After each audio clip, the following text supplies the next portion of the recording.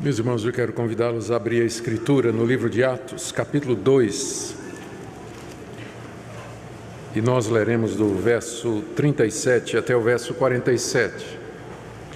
Aqui nós temos o registro do que aconteceu depois que Pedro pregou aquele famoso sermão no dia de Pentecostes.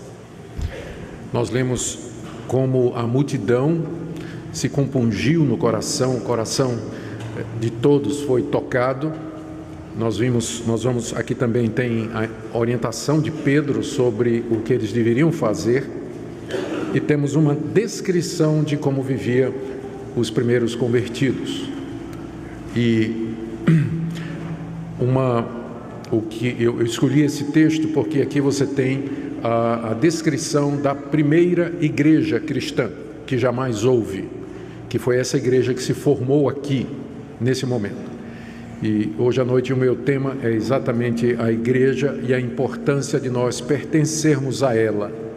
Quais são os privilégios e deveres e responsabilidades como membros da igreja. Então vamos ler capítulo 2, do 37 ao 47. Ouvindo eles estas coisas, compungiu-se-lhes o coração e perguntaram a Pedro e aos demais apóstolos: que faremos, irmãos? Respondeu-lhes Pedro: arrependei-vos, e cada um de vós seja batizado em nome de Jesus Cristo para a remissão dos vossos pecados, e recebereis o dom do Espírito Santo. Pois para vós outros é a promessa, para vossos filhos, e para todos os que ainda estão longe, isto é, para quantos o Senhor nosso Deus chamar. Com muitas outras palavras, deu testemunho e exortava-os, dizendo: salvai-vos desta geração perversa.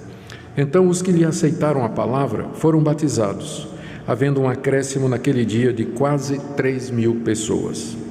E perseveravam na doutrina dos apóstolos e na comunhão, no partir do pão e nas orações. Em cada alma havia temor, e muitos prodígios e sinais eram feitos por intermédio dos apóstolos. Todos os que creram estavam juntos e tinham tudo em comum. Vendiam as suas propriedades e bens, distribuindo o produto entre todos, à medida que alguém tinha necessidade. Diariamente perseveravam unânimes no templo, partiam pão de casa em casa e tomavam as suas refeições com alegria e singeleza de coração, louvando a Deus e contando com a simpatia de todo o povo. Enquanto isso, acrescentava-lhes o Senhor dia a dia os que iam sendo salvos. Até aqui a leitura da palavra de Deus. Oremos mais uma vez. Pedimos, nosso Deus, que Tu nos ilumines, que Tu nos instruas a respeito da Tua igreja e dos privilégios que temos e deveres ao participarmos dela. Te agradecemos pelos queridos irmãos que serão recebidos nessa noite e pedimos a Tua bênção sobre cada um deles. Abençoa, Senhor, o Teu povo espalhado pela face da terra. Pedimos em nome de Jesus. Amém. Queridos, a igreja vem sofrendo muitos ataques nos últimos anos, como nunca antes. O que existe particularmente é um questionamento a respeito da igreja como uma instituição. Uma das acusações que têm sido feitas é que a igreja ia muito bem depois desse período que nós lemos aqui, até que um dia o imperador Constantino, no século IV, resolveu tornar a igreja uma instituição oficial. E aí a igreja, que antes se reunia na casa dos irmãos, que se reunia nas praças, nas cavernas, no campo, e era uma igreja meio que perseguida, de repente ela virou a religião oficial do Império Romano. E aí começou a construir igrejas. Os pastores se tornaram profissionais, tinham que estudar teologia, começaram a receber salário, e a igreja passa a ter todas as características de uma organização. Muitos dizem que foi ali que a igreja se perdeu, porque ela não devia ter virado uma instituição. Então, essa crítica que é feita hoje, ela é dirigida às denominações históricas e tradicionais que mantém, por exemplo, um templo como esse. A crítica é: a igreja nunca teve templo, a igreja se reunia nas casas. Que mantém pastores para fazer o trabalho pastoral, como por exemplo a nossa igreja, que tem uma equipe pastoral, que mantém funcionários. A nossa igreja tem vários funcionários, nós temos vigias, temos secretário, temos administrador, que tem CPF, que paga impostos, que tem todas as características de uma pequena instituição. Então, eles dizem que isso acaba prejudicando o trabalho da igreja, e muito do que é feito na igreja é para manter esse aspecto institucional e o aspecto mais pastoral da igreja, que é cuidado dos membros, evangelização, isso fica num segundo lugar. Então tem havido essa crítica. E aqui cresce o número de pessoas que acreditam nisso. No último censo religioso feito pelo IBGE, foi em 2014, foi feita uma comparação, e em 2014 o número de evangélicos desigrejados era muito maior do que 10 anos atrás. Eu me lembro, na época, há muitos anos atrás, que você perguntava a uma pessoa aqui no Brasil: qual é a sua religião? Aí a pessoa dizia: eu sou católico. E aí a próxima pergunta é: praticante ou não praticante? Porque muita gente era católico porque nasceu numa família católica, porque o catolicismo é a religião oficial, não é? Ou a maior religião oficial, não é, mas a maior religião do Brasil. Então as pessoas eram católicas porque os pais eram católicos, nasceu num lar católico, cresceu numa igreja católica, então, e alguns nem frequentavam mais, mas se diziam católicos. Eu me lembro nessa época, se alguém perguntasse: qual é a sua religião? E a pessoa dissesse: eu sou evangélico, então você tinha certeza que aquela pessoa era membro de alguma igreja e que estava ligada a alguma igreja, que participava de alguma igreja. Hoje em dia, você pode perguntar a uma pessoa: qual é a sua religião? E se ela responder evangélico, você pode fazer a segunda pergunta: praticante ou nominal? Porque a quantidade de gente que se considera evangélica, mas não está engajada numa igreja, é muito grande no Brasil. E esse número vem crescendo, vem crescendo. Várias coisas contribuíram para isso. Esse ataque à igreja como instituição, o pessoal diz: olha aí, essas igrejas institucionalizadas, elas acabam sendo algo muito profissional, desnecessário e tudo mais.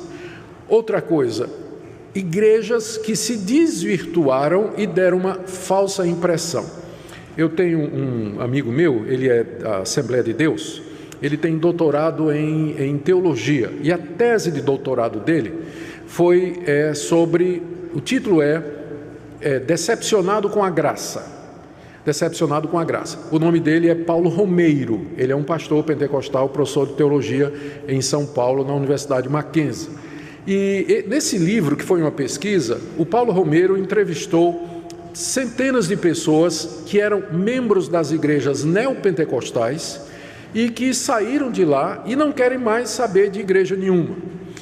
Uma das causas pelas quais as pessoas largaram essas igrejas é exatamente a ênfase nas igrejas neopentecostais na questão do dinheiro.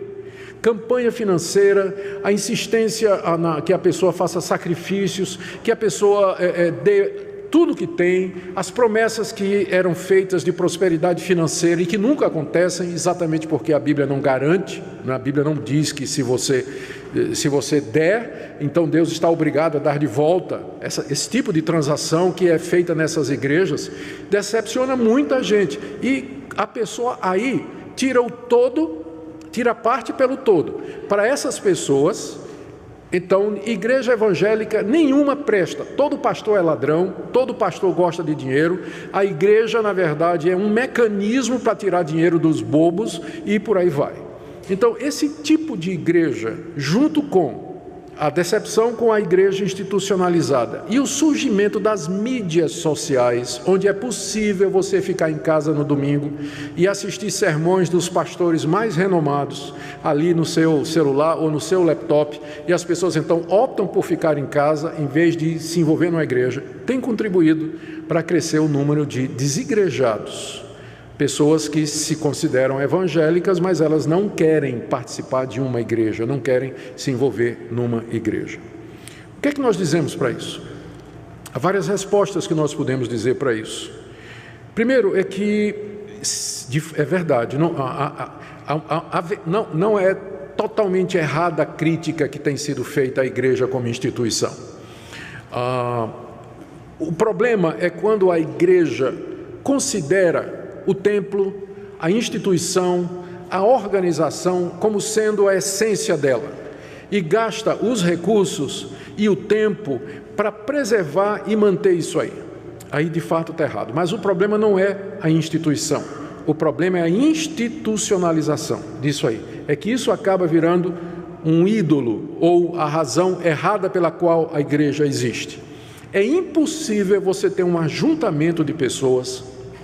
Eu acho interessante isso aí, porque esse pessoal que faz essa crítica, eles dizem assim, não, eles têm uma visão muito romântica, do tipo assim, não, nós temos que nos reunir nas casas, junto com os irmãos, não tem esse negócio de pastor, não tem esse negócio de dízimo, não tem esse negócio, nada, vamos nos reunir assim para estudar a Bíblia, orar e tudo mais, tudo bem.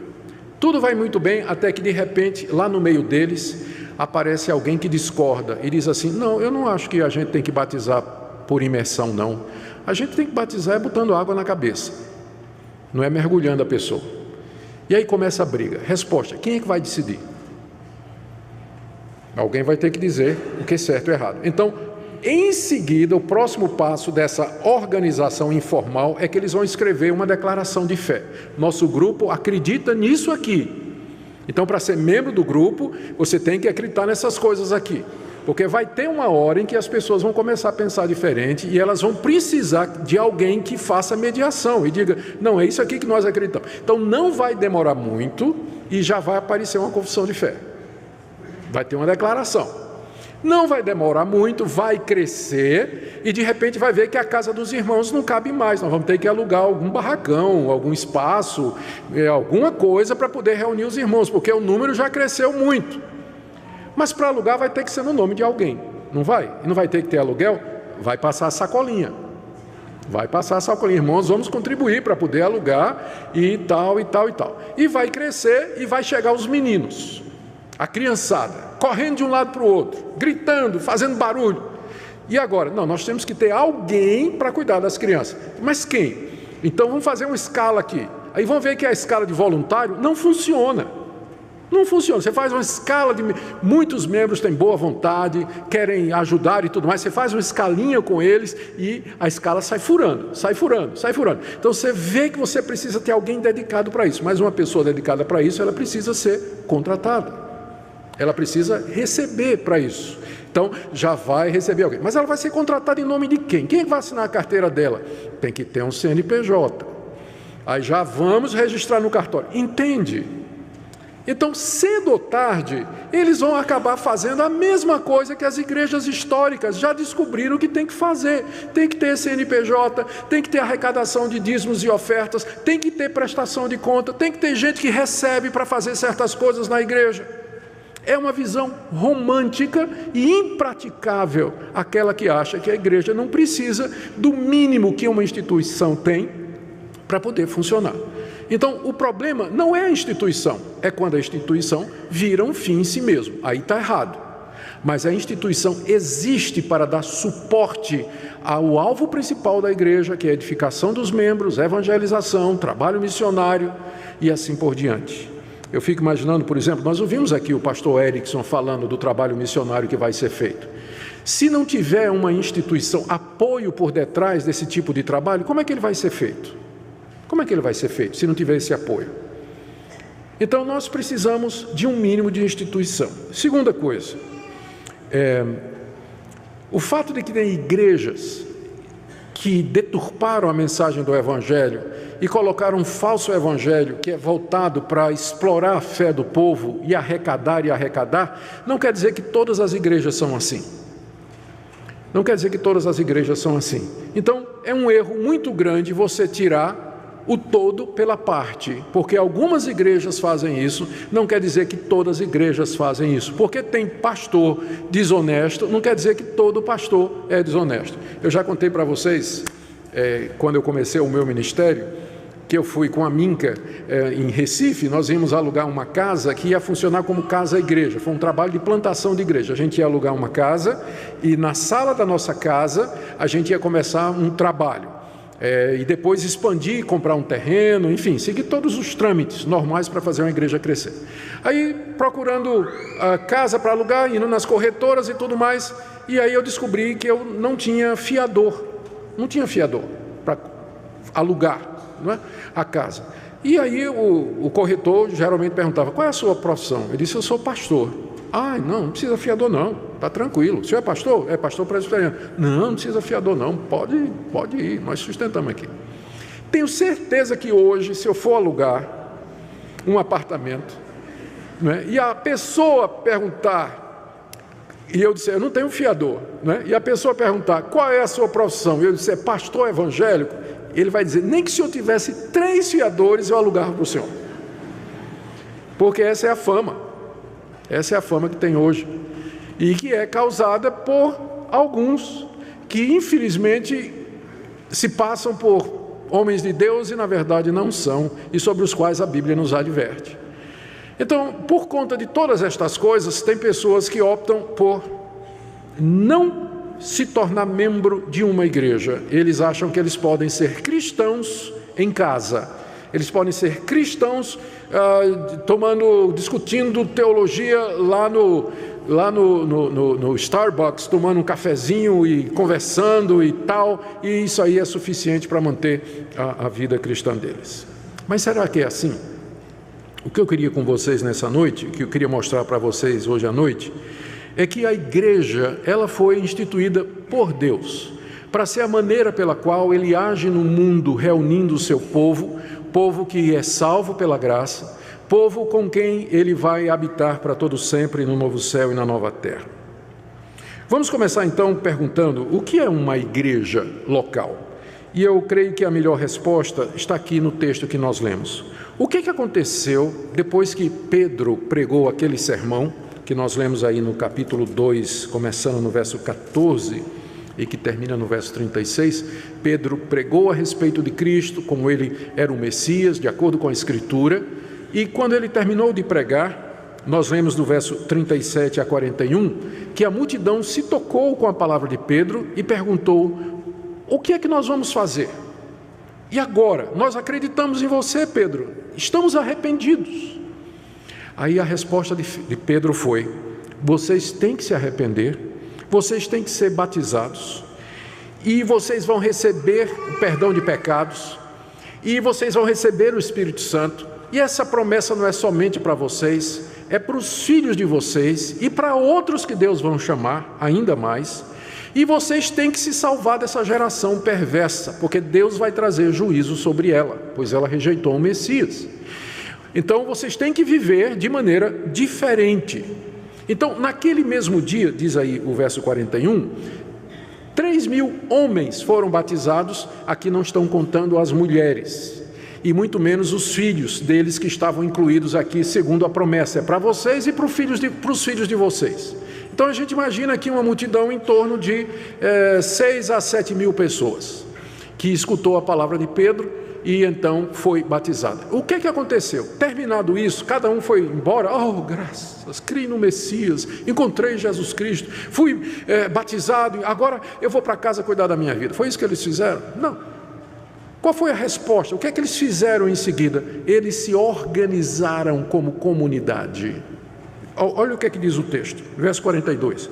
Perseveravam na doutrina dos apóstolos, na comunhão, no partir do pão, nas orações, em cada alma havia temor, prodígios e sinais feitos pelos apóstolos. Verso 44, todos os que creram estavam juntos e tinham tudo em comum, vendiam propriedades, distribuíam entre os necessitados. Verso 46, todo dia perseveravam no templo, que é onde as reuniões aconteciam, partiam pão de casa em casa, tomavam as refeições juntas. Entende? Qual foi a reação da multidão quando eles creram em Jesus Cristo? Foi formar uma igreja, juntar-se numa igreja, numa comunidade de fé. Por isso, eu diria então, aqui, que a igreja é esse ajuntamento das pessoas que professam a fé em Jesus Cristo, eles e seus filhos, e que se reúnem para edificação mútua, serem instruídos na palavra de Deus, se apoiarem mutuamente, serem corrigidos e fazer tudo aquilo que Jesus Cristo mandou. Isso aqui que eles estão fazendo não é uma ideia que eles tiveram assim, não é? Nós cremos, e agora? O que é que nós vamos fazer? Ué, gente, vamos juntar aqui, vamos fazer um grupo aqui e vamos ficar junto, não é? Essa coisa não veio assim do nada. O que eles fizeram, sob a orientação dos apóstolos, é aquilo que Jesus Cristo havia dito. Lá em Mateus 16, Pedro se aproxima de Jesus. Aliás, Jesus se aproxima de Pedro e diz assim: o que é que vocês acham que eu sou? Aí Pedro dá uma opinião, dá outra, que o povo pensa. Aí Jesus perguntou: o que é que vocês acham que eu sou? Quem eu sou? A resposta de Pedro: tu és o Cristo, o Filho do Deus vivo. Qual foi a reação de Jesus? Pedro, quem te revelou isso não foi o homem, mas o meu Pai que está nos céus. E sobre essa declaração tua, que eu sou o Cristo, Filho do Deus vivo, eu vou edificar a minha igreja. Eu vou edificar a minha igreja em cima dessa declaração. Lá em Mateus 18, Pedro novamente levanta uma questão sobre o que fazer se o irmão pecar. Resposta de Jesus: você primeiro fala com ele, se ele não te escutar, você leva mais 2 ou 3, se ele não escutar os 2 ou 3, você diz à igreja, e se ele não ouvir a igreja, você trata ele como se ele fosse um descrente. E no fim da sua vida aqui nesse mundo, Jesus reuniu os discípulos e disse: vão pelo mundo todo e façam discípulos. Como? Batizando essas pessoas e ensinando essas pessoas a guardar tudo o que eu tenho ordenado. Em outras palavras, Jesus ensinou os seus discípulos que aqueles que crescem nele, eles tinham que estar juntos, eles tinham que ser batizados, eles tinham que ser instruídos, eles tinham que evangelizar, eles teriam que ser disciplinados se eles falhassem e não quisessem ouvir. E como é que se faz isso? A resposta é: igreja. Não tem outra forma de expressar o cristianismo a não ser através da igreja. Ela foi instituída por Jesus Cristo. Então, é óbvio, uma vez que a multidão, voltando agora para Atos capítulo 2, Pedro pregou o sermão, a multidão, muita gente estava lá, a cidade estava lotada de peregrinos, a multidão acreditou na palavra de Pedro, que Jesus era o Messias, e agora, eu creio, e agora, formou a igreja, se juntaram para fazer aquilo que Jesus mandou, para aprender sobre o Messias, ser edificado, ser instruído, se ajudar mutuamente e evangelizar o mundo, como Jesus havia mandado. E cuidar dos filhos, como está incluído aqui na palavra de Pedro, a promessa é para vocês e para os filhos de vocês. Então, queridos, é isso que é a igreja, é um mandato divino, ela não é uma instituição humana, não tem origem em Constantino, ela tem origem em Jesus Cristo, ela não é invenção de algum doido que queria ganhar dinheiro, embora tenha doido que quer ganhar dinheiro com isso, mas ela tem origem nos ensinamentos do próprio Senhor Jesus Cristo. Aqui então nós vemos que a comunidade, ela se reuniu, esses que creram, se reuniram para adorar a Deus, ser instruídos na palavra de Deus, celebrar os sacramentos, ser edificados nessa palavra, se auxiliarem mutuamente, se corrigirem e anunciar ao mundo o Evangelho de Jesus Cristo. Portanto, e aqui é a conclusão desse meu primeiro ponto, o que é a igreja? Se a igreja é isso, é dever de todos aqueles que professam a Jesus Cristo como sendo o Filho de Deus, Senhor e Salvador, é dever deles se juntar aos demais que professam a mesma fé. É dever deles fazer parte de uma igreja que professa essa verdade, uma igreja que é baseada na palavra de Deus, que exalta a pessoa de Jesus Cristo e que oferece todas essas condições para que a pessoa cresça na graça e no conhecimento de Deus. Segundo lugar, meu primeiro ponto foi esse, o que é a igreja, e eu falei então que ela tem origem em Cristo, e qual é a intenção, o propósito da igreja, e daí então a conclusão é que é dever de todo aquele que professa a fé em Jesus Cristo estar envolvido numa igreja. Segundo, eu queria ver com vocês os privilégios de ser membro de uma igreja local. É uma grande graça que Deus nos dá, podermos participar da sua igreja. E alguns desses privilégios estão aqui no verso 42 até o verso 47, que eu queria ver com vocês. O primeiro deles, quais são os privilégios de você fazer parte de uma igreja bíblica? Primeiro, que você vai receber a sã doutrina. Veja o verso 42. E perseveravam na doutrina dos apóstolos. O que era a doutrina dos apóstolos? Era o ensinamento que os 12 apóstolos de Jesus Cristo tinham aprendido com Jesus e que agora passavam para aquela multidão. Perseverar na doutrina. Então, que grande privilégio você pertencer a uma igreja onde a doutrina dos apóstolos é ensinada. Os apóstolos aqui é os 12, e mais tarde Paulo seria juntado a eles. E a doutrina dos apóstolos para nós hoje, ela está aqui. Nós não precisamos de novos apóstolos. Nós ficamos com esses que foram os originais. Eu sei que tem genérico, mas nós não queremos genérico, nós queremos os originais. E os originais nos deram a Bíblia, a palavra de Deus. Então, quando você participa de uma igreja que é centrada na Bíblia, você tem esse privilégio de ser ensinado na doutrina dos apóstolos. A tarefa dos pastores, pregadores, presbíteros não é inventar nova doutrina, mas ensinar a doutrina dos apóstolos aos que professam a fé em Jesus Cristo. Então esse é o primeiro grande privilégio. Quem não tem uma igreja que sirva de referencial bíblico e vai catar pela internet, vai escutar de tudo e não tem discernimento. Eu me lembro de um Twitter que eu recebi uma vez, eu li uma vez um Twitter de uma pessoa que disse o seguinte: meus pregadores prediletos, Edir Macedo e Augusto Nicodemos.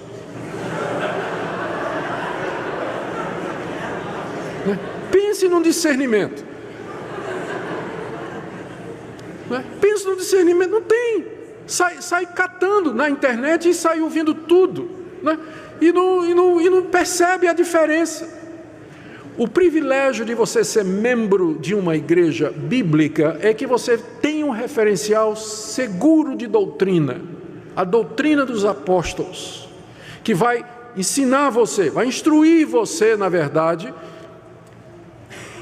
em vez da alternativa de você sair se alimentando, ou pensa que está se alimentando de tudo que você encontra na internet, de todo tipo de livro que você acaba comprando, e você não sabe nem quem é esse autor e qual a linha dele e tudo mais. A igreja tem esse serviço, e é um privilégio então participar de uma igreja bíblica. E esse privilégio, ele inclui também o você ser corrigido. O bom de você participar de uma igreja onde tem a doutrina dos apóstolos é que a verdade vai ser ensinada e ela vai corrigir você. Ela vai instruir você na verdade.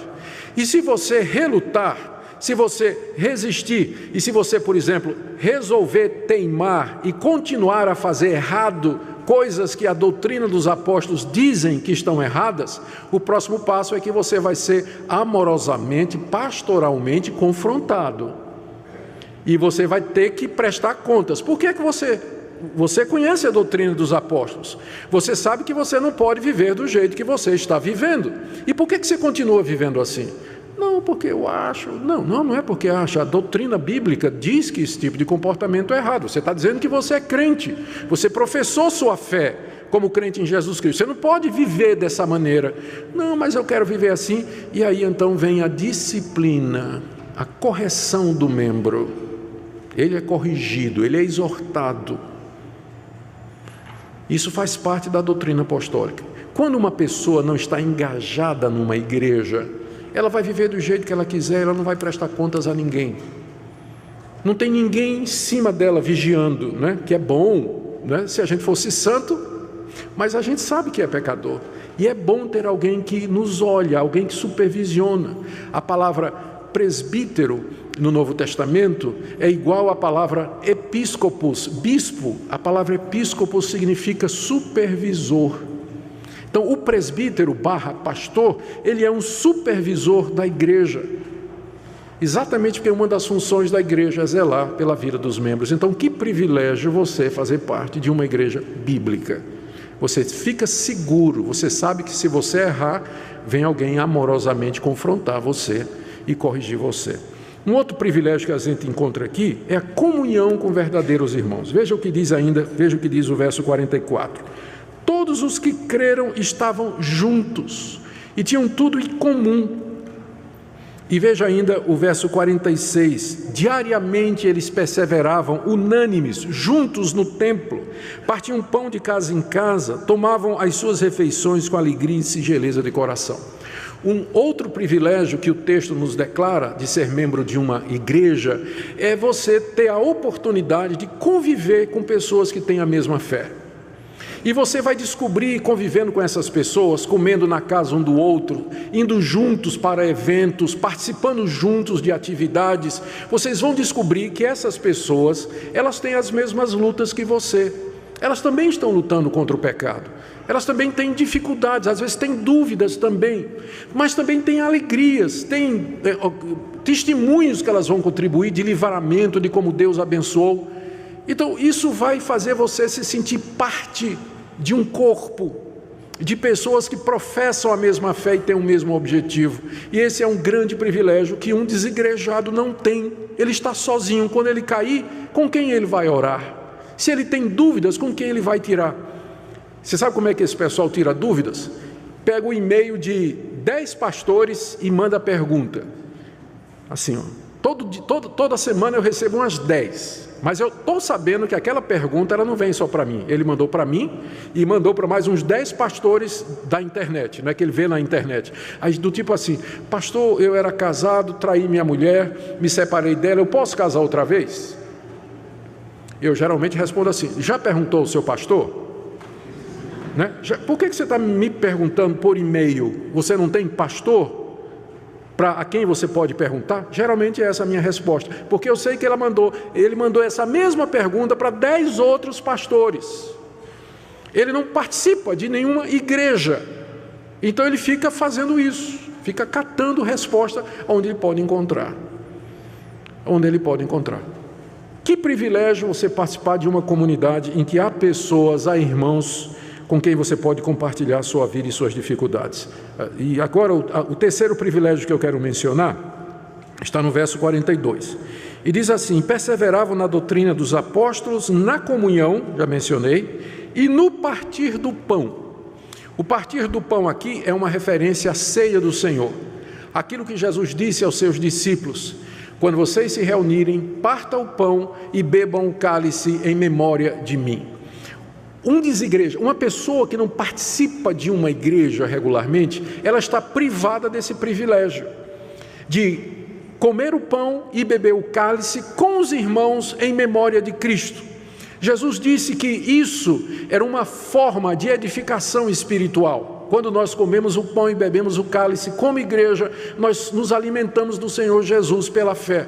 Uma pessoa que não está envolvida numa igreja local, bíblica, e que, portanto, não celebra a ceia do Senhor, ela é privada desse privilégio.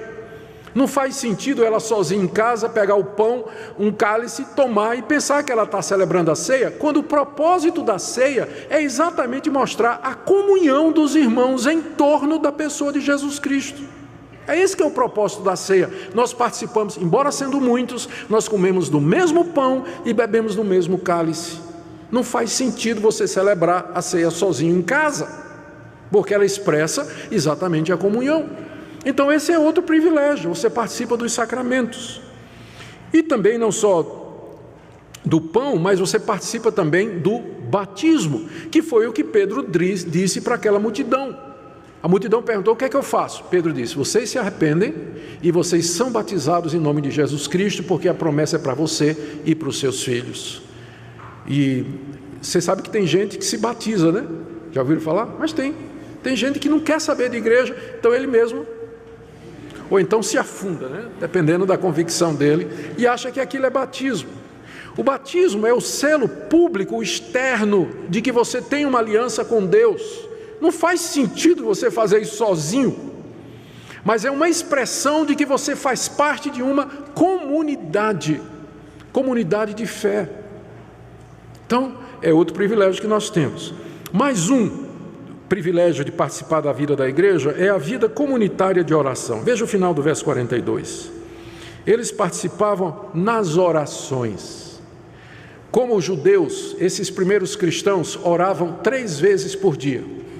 Eles tinham 3 horários específicos no calendário judaico em que eles paravam o que estavam fazendo e oravam virados para o templo de Jerusalém ou iam ao templo para orar. E aí todos esses que se converteram com a pregação de Pedro iam juntos participar das orações. Orar com os irmãos é um dos meios que Deus nos deu para nós crescermos na graça. Orar individualmente é recomendado na Bíblia também, mas orar com os irmãos também é.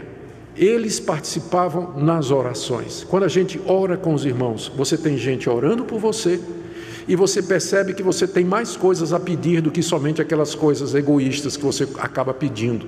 Você vê que tem irmãos que têm necessidades e seu coração então alcança esses irmãos. A sua mente vai até a necessidade deles e você intercede por eles. E que coisa boa é você orar por outras pessoas. Isso só é possível quando você está junto, esse senso de comunhão e que nós oramos uns pelos outros. Mais um privilégio que é mencionado aqui é no verso 45.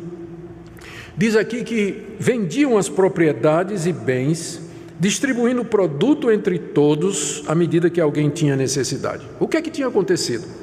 Esse povo que se converteu, boa parte dele não morava em Jerusalém. Eles eram peregrinos que tinham vindo de outras partes da Judéia para a festa de Pentecostes. E lá eles ouviram o sermão de Pedro e se converteram. E não voltaram para casa. Ficaram morando em Jerusalém. E agora a igreja tem um problema. Esse pessoal vai viver de quê?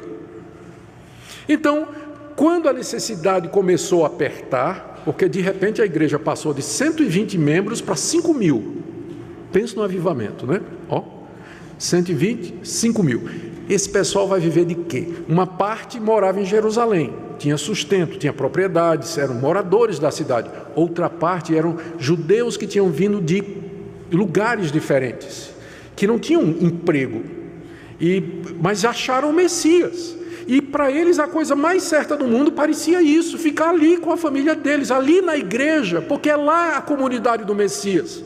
Tal o apego deles à igreja, eles não quiseram voltar, mas isso criou um problema logístico. De repente alguns começaram a passar necessidade, e então os membros de Jerusalém, que tinham condições, voluntariamente começaram a vender as propriedades, levavam o dinheiro para os apóstolos e os apóstolos faziam a distribuição, dando cesta básica para aqueles irmãos que precisavam, enquanto eles não aprendiam alguma coisa ou achavam alguma oportunidade de trabalho ali, eles foram ajudados pela igreja. Esse é um privilégio de participar da vida da igreja. Vocês veem que aqui o pessoal vendia terreno e tudo mais, e vocês reclamam quando a gente fala em 10%, né?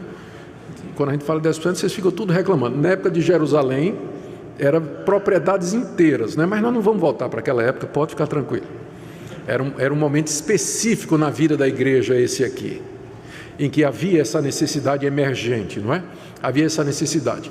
O meu ponto é, que privilégio foi participar daquela igreja que cuidava das pessoas, supria as necessidades, atendia às dificuldades que elas estavam passando. E as igrejas, elas servem para isso, elas não somente atendem, as igrejas bíblicas não somente atendem a nossa necessidade espiritual, mas elas nos ajudam também quando nós estamos passando outro tipo de dificuldade. Igrejas, elas ajudam os pobres, ajudam os necessitados, há cestas básicas, há orientação, há irmãos que se ajudam mutuamente, e é um privilégio nós podermos participar de uma comunidade assim. Daí porque nós também levantamos ofertas para ajudar os irmãos carentes e necessitados. O último, tem vários outros, mas o último privilégio que eu quero mencionar aqui é o ambiente para os filhos. Como é que você pretende criar os seus filhos, você desigrejado? O menino vai crescer, você vai ensinar para ele em casa, mas não seria melhor se ele, pelo menos 2 ou 3 vezes por semana, junto com outras crianças que creem a mesma coisa, filhos de pais que pensam a mesma coisa, aprendesse a viver em comunhão, fosse instruído na palavra de Deus, crescesse no conhecimento de Deus? Crescer numa igreja como criança é um grande privilégio. Eu fui instruído numa igreja, meus pais eram presbiterianos, eu nasci na igreja presbiteriana, e desde moleque eu fui instruído na escola dominical, departamento infantil, Na minha mocidade, eu participei da mocidade da minha igreja, participei de concurso bíblico, fui para acampamento. É verdade que eu era o terror dos acampamentos, mas eu participava de todos esses acampamentos. Terror assim, que eu derrubava a barraca, ficava brincando, era muito moleque. Mas era assim.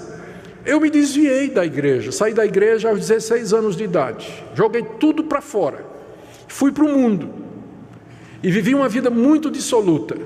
Aos 22 anos, Deus me chamou de volta, me converti aos 22 anos.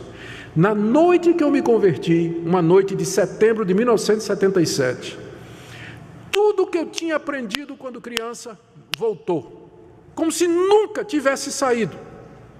Todos os versículos bíblicos, a instrução bíblica, o que eu havia aprendido com o meu pastor que me ensinou teologia, tudo aquilo voltou, estava lá no meu coração. Eu sabia o que eu queria, eu sabia o que tinha acontecido comigo. E eu me lembro que naquela época em que eu estava no mundão, eu não conseguia fazer o que outros colegas meus faziam, porque havia um limite. Hoje eu olho para trás e sei o que era. Foi a educação na Bíblia que eu recebi na igreja, que não deixou que eu fosse tão ruim quanto eu poderia ser, porque me segurava. Eu não conseguia passar de um certo ponto, enquanto alguns companheiros meus faziam isso. Então, um dos privilégios de você fazer parte de uma igreja é que você vai criar os seus filhos nesse ambiente em que ele vai aprender a amar a Deus, escutar a palavra de Deus, vai ter exemplo, vai ter referencial, vai ter amigos, vai formar amizade, se Deus quiser, uma namorada ou um namorado, e casar com gente da igreja. Que coisa boa! Eu não sou São Pedro não, mas eu torço para que os rapazes e moças da igreja vão para acampamento, vão para atividades, se conheçam, namorem e casem entre si. Porque é um dos grandes privilégios que a igreja nos confere, ambiente para isso. Ambiente para isso. Meu tempo já está quase terminando e eu estou na metade do sermão, o que é que eu faço? E hoje está quente, né? Está quente hoje, não está? Está quente, gente. E o banco também não ajuda. Vocês sabem que a gente faz isso de propósito, né? A gente deixa o ar-condicionado meio baixinho e os bancos são duros, para que se você ficar, é porque você está interessado em ouvir o sermão. Porque ficar ouvindo o sermão de 40 a 50 minutos num banco difícil e com calor é só quem está com sede, né? Então a gente faz de propósito, né? Exatamente isso. Brincadeira. Deixa-me correr para as responsabilidades. Então, queridos, as responsabilidades de ser membro de uma igreja são compatíveis com os privilégios. É sua responsabilidade, então, como membro da igreja, frequentar os cultos da igreja, frequentar a escola dominical. Toda oportunidade que a igreja lhe dá para você crescer na doutrina dos apóstolos, aproveite para você aprender mais e crescer na graça e no conhecimento do Senhor Jesus. Se submeta à orientação bíblica. Se ela é bíblica, se o que a gente ensina é a palavra de Deus, ouça, obedeça, acate, mude de vida, aceite, porque é dada para o seu bem, Se a pregação é bíblica, escutar o pregador é como se você escutasse o próprio Jesus Cristo exortando e falando. É o que diz a nossa confissão de fé. Enquanto o pregador está ensinando a palavra de Deus, você deveria escutar, porque não é a palavra dele, mas é a palavra de Deus que você deveria receber com toda humildade no seu coração. Participar do pão, procurar não perder ceia do Senhor, preparar-se para isso, contribuir financeiramente para as necessidades dos irmãos, para o trabalho missionário, para o sustento dos obreiros. Esse é um dever de quem é membro da igreja. Não é opção não, mas é dever, pensando em todos os privilégios que você tem. E servir aos outros com dons e talentos é seu dever também, se engajar na igreja. Se você tem dons, habilidades, você pode ajudar de uma forma ou de outra, se engaje. Pergunte o que é que você pode fazer, de que maneira você pode ajudar. É dever dos membros contribuir em tudo. O resultado disso aí, veja o que diz o verso 47. Olha só, se não é isso que a gente gostaria. Louvando a Deus e contando com a simpatia de todo o povo. Enquanto isso, acrescentava-lhes o Senhor, dia a dia, os que iam sendo salvos. Ou seja, não havia, parece, nenhum esforço intencional de evangelização. O crescimento da igreja era espontâneo, porque uma igreja que oferece esses privilégios e onde os membros participavam, ela não tem como não crescer. O povo olha e diz, mas é isso mesmo, eu quero fazer parte dessa comunidade, eu quero me juntar a essas pessoas, olha como eles vivem. Olha como eles vivem, olha o amor que eles mostram uns aos outros, o cuidado uns pelos outros, a doutrina certa. Dia a dia, Deus ia acrescentando à igreja os que iam sendo salvos. Por quê? Por conta da comunidade, o que é que ela era, aquela igreja que tinha todos esses privilégios e também as pessoas que se engajavam nesses privilégios com suas responsabilidades. Eu termino aqui com algumas aplicações práticas. Primeira, eu quero falar aos desigrejados. Se você está aqui hoje à noite, você provavelmente não é um desigrejado, senão você nem estaria aqui. Mas tem muita gente que escuta pela internet. E eu queria dar essa palavra, graças a Deus pelas mídias sociais. Semana que passou, eu estive em Águas de Lindóia e tinha um grupo aqui da igreja para a Conferência Fiel para Líderes. Eu era um dos preletores. E lá encontrei o pastor Miguel Nunes. Eu nunca tinha ouvido falar do pastor Miguel Nunes. Eu sempre tive a impressão de que o evangelho na América Latina era muito ralo e pouco, e que quem crescia mesmo era o Brasil. Sentei com o Miguel Nunes, inclusive ele vai ser o preletor do Encontro da Fé Reformada da nossa igreja ano que vem. Miguel Nunes. Comecei a conversar com ele. Aí ele começou a me contar de eventos que aconteciam lá. Ele é da República Dominicana. Eventos de 3, 4 mil jovens, a tradução dos livros de todos esses autores que nós conhecemos aqui, Piper, Carson, Lawson, Paul Washer, C.G. Mahoney, MacArthur, tudo isso ele já vem traduzindo há muitos anos, antes de nós, em espanhol. Ele diz que viaja o ano todo, quase todos os países da América Latina, pregando em eventos para líderes de 5 a 10 mil pessoas. Ao lado dele estava um rapaz, que eu olhei assim, eu fiquei meio assim, quem é esse rapaz? Aí ele me apresentou, Henrique Oriolo, um argentino. Ele tem um site reformado, ele é um rapaz, um jovem, tem um site, um blog, onde ele só publica artigo reformado. Inclusive, eu descobri que ele estava publicando artigos meus. Ele pegava, traduzia para o espanhol e publicava. 1.700.000 seguidores. 1.700.000 seguidores. Eu não conheço nenhum blog reformado no Brasil que chega nisso aí. O maior que tem é o da Fiel, com 700.000 seguidores. Esse cidadão tem 1.700.000, um argentino com um blog reformado. Aí eu perguntei a Nunes, está acontecendo esse avivamento da fé reformada na América Latina? Ele disse, está sim. Eu digo, pois é, no Brasil também. No Brasil há um despertamento gigantesco do interesse pela fé reformada. Aí eu perguntei para ele, você acha que as mídias sociais têm ajudado a isso? Ele disse, pastor, eu estou convencido disso. Aí ele fez uma comparação. Ele disse assim, pouco antes da reforma protestante acontecer no século XVI, qual foi a invenção que depois serviu para espalhar a reforma pelo mundo? A imprensa de Gutenberg.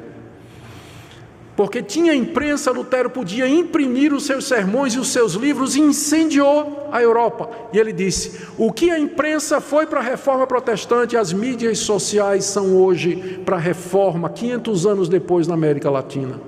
Porque a grande maioria desse pessoal que se torna membro de uma igreja reformada ou que quer ser reformado é porque assistiu no YouTube, viu algum vídeo, assistiu alguma pregação, aí ele sai procurando, ele descobre Paul Washer, aí sai procurando, ele é amigo de quem? John MacArthur, aí vai em John MacArthur, amigo de quem? John Piper, e amigo de quem tal? Hernandes Dias Lopes, aí depois eu não vou dizer o nome, aí vai seguindo,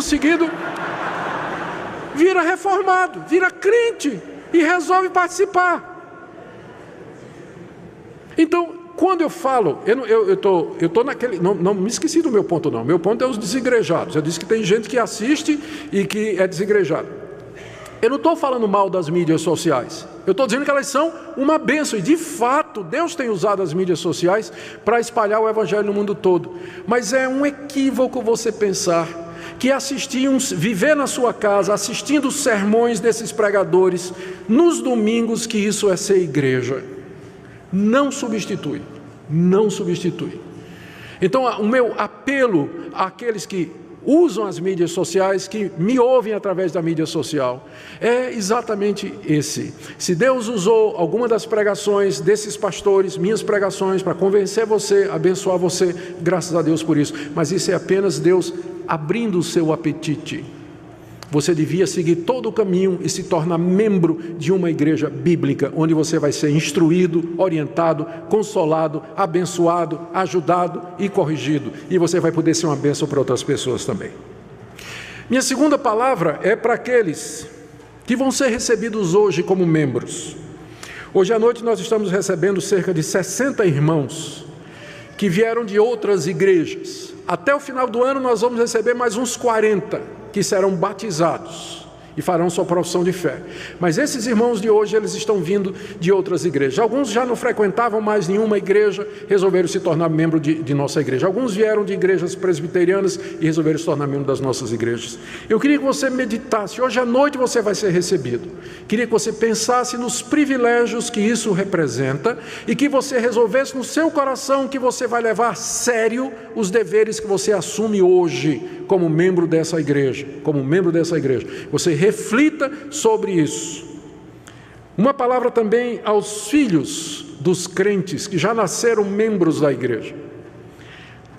Nós batizamos e incluímos os nossos filhos na membresia da igreja, mas tem uma idade em que eles têm que professar a fé, em que eles têm que afirmar publicamente: eu quero professar, declarar, confessar diante de todos que eu sou um discípulo de Jesus Cristo. E eu queria fazer esse apelo então para os adolescentes da nossa igreja, lembrar o que é que significa a importância de você publicar a sua fé, confessar a sua fé, se tornar membro comungante para participar da ceia do Senhor e de outros privilégios. E minha última palavra é para você, que já é membro dessa igreja, mas que frequenta somente de vez em quando, se ausenta com frequência dos cultos da igreja, raramente se lembra de orar pela igreja, não contribui com regularidade e com fidelidade, não se empenha para crescer espiritualmente e que está ligado à igreja apenas de maneira formal. Eu queria nessa noite fazer um apelo para você e eu queria que você refletisse nisso. Por que é que você é membro dessa igreja? Qual o propósito do seu nome está no rol que nós temos daqueles que dizem que são membros aqui? O propósito é esse, é que você cresça, que você aprenda mais sobre Deus, que você seja abençoado por Deus para abençoar outras pessoas, que você seja instrumento do canal, como canal de Deus para chegar aos pobres, necessitados, os não evangelizados, as pessoas que estão passando por necessidade. Não faz sentido ser membro, você ser daquele tipo assim: eu sou membro de tal igreja, praticante, eu estou lá no hall da primeira igreja, mas realmente eu não sou praticante. Não faz sentido, não nos interessa e nem a você, membros nessa categoria. Nós queremos que cada membro dessa igreja seja comprometido, que ele desfrute de todos os privilégios da igreja, mas que ele seja comprometido com todos os deveres que estão implícitos como membro da igreja. E é nessa situação, e é nessa condição, e nesse tom, que nós queremos terminar e dizer que nós entendemos ser realmente um grande privilégio participar com os nossos filhos da igreja de Deus. Vamos orar. Ó Deus, bendizemos o Teu nome por tudo que o Senhor nos dá. Obrigado pelo privilégio de fazer parte de uma igreja bíblica que ama a Tua palavra e que deseja, Senhor, cumprir o que Tu nos ensinastes, de ensinar nossos filhos, evangelizar o mundo, batizar os convertidos, discipular os que creem, abençoar os pobres e necessitados e levar Teu nome a todo mundo. Nós pedimos que Tu fales ao coração de cada pessoa aqui presente. Em nome de Jesus. Amém.